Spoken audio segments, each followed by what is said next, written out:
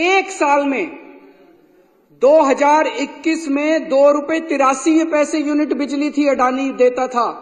2022 में ये बढ़ा के 8.83 कर दी, 4 गुना बिजली के रेट कर दिए मात्र एक साल में, क्योंकि बीजेपी की सरकार है, बीजेपी इनके साथ मिली हुई है।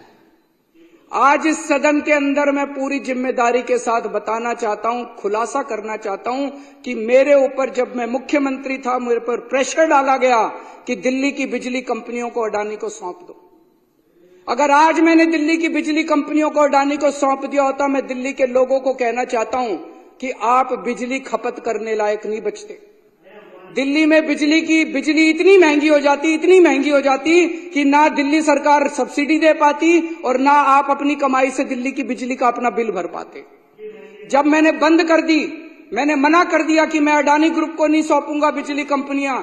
आज मैं सोच रहा था, ये खुलासा होने के बाद, कहीं यही तो कारण नहीं था जिस वजह से मुझे जेल डाला गया कि वो नाराज हो गए।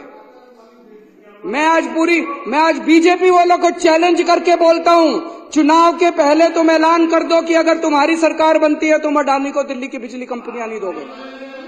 जैसे ही दिल्ली में सरकार, अगर गलती से इनकी सरकार बन गई, अगर दिल्ली के अंदर लोगों ने बीजेपी को वोट दे दिया, सबसे पहली कैबिनेट मीटिंग के अंदर ये दिल्ली की बिजली कंपनियों को अडानी को सौंप देंगे और दिल्ली में लोगों को बिजली इस्तेमाल करनी मुश्किल हो जाएगी।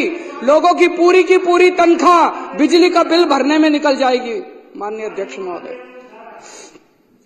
और आखिर में मैं इनका बहुत बड़ा पर्दाफाश करने जा रहा हूं, 2 दिन रुक जाओ।